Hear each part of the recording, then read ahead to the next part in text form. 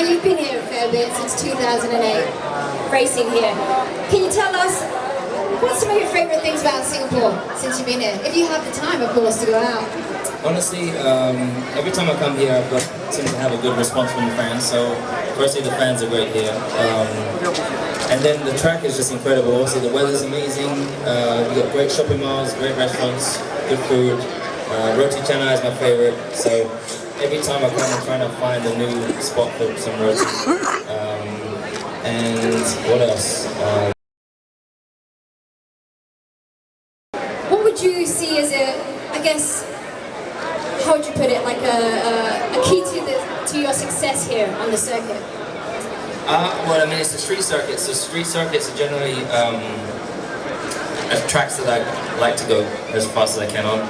It's about being as close to the walls as possible. It's breaking points, being late breaker here. There's a lot of corners, so remembering the track layout, lines, taking it sector by sector.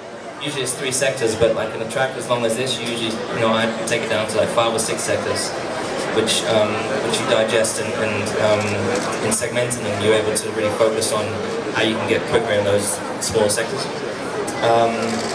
It's about you have to set the car up. There's not too much bottoming, so it's good for braking, but got on my fair road, so you need to have a maximum downforce here. It's all about exits and hitting your apexes. So. Which we'll see on the simulator a little bit later. Yeah. But now, after you took pole victory in 2014, and also the fastest lap here, it's an interesting question. Now, on a flying lap, does time speed up for you, or does it kind of go in slow motion?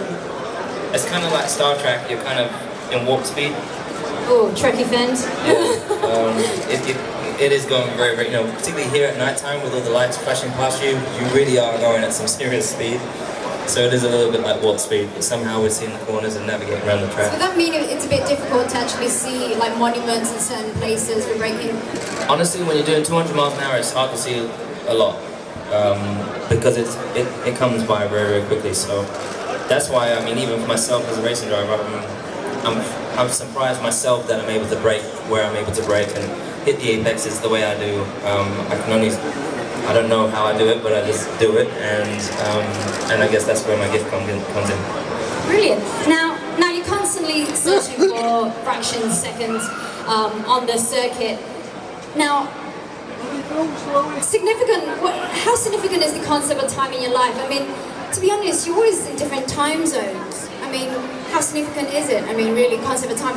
Are you one of those people that when you're walking places, you take the racing line and, a couple of seconds faster than this guy around this corner? I mean, how significant on a general note? Time is of an essence. We're all running out of time. Obviously, there's some here younger than others, and time is precious. Time you spend with your family, I think, is just, for me, it's invaluable. The moments like I was just on a flight here, on a 12-hour flight here, and I got up from about to leave the plane. I'm like, I just lost 12 hours of my life, but I did read and I learned some new things on the flight. So as long as you're gaining something in the time that you use up and not waste it, I think that then you're good. Me personally, I just try and live every moment to the maximum, to the fullest. Okay, now let's talk a little bit about the circuit again. Where's the best place on the circuit to gain some time when you're during the race? There's 28 corners, so there's not one place particular more than others. I mean, it's every corner put together. You need to get every corner pretty much perfect to be able to get pole out. So, just the first sector is tricky enough as it is. The middle sector is even tighter, and then the last sector, your tires are dead. So that's really where you need to somehow find grip when there's no more grip left on the tires.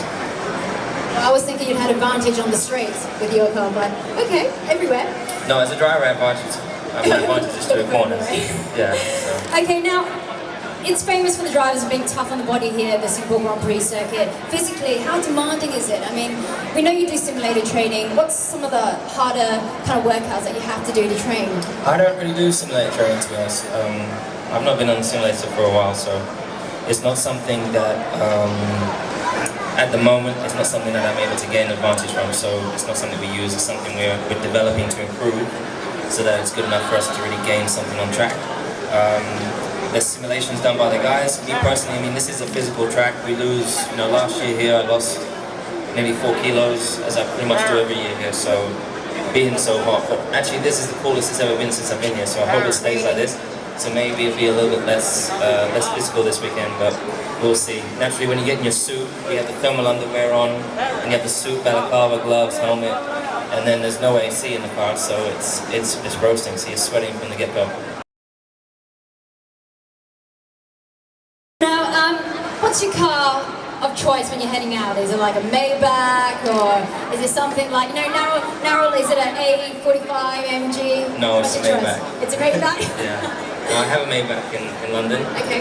And that's my favorite car. And there's a new Maybach. I don't know if you've seen the Maybach 6, but I'm trying to get the first order on that. That car looks crazy. Have a look online. The new Maybach 6. That's the car I really want.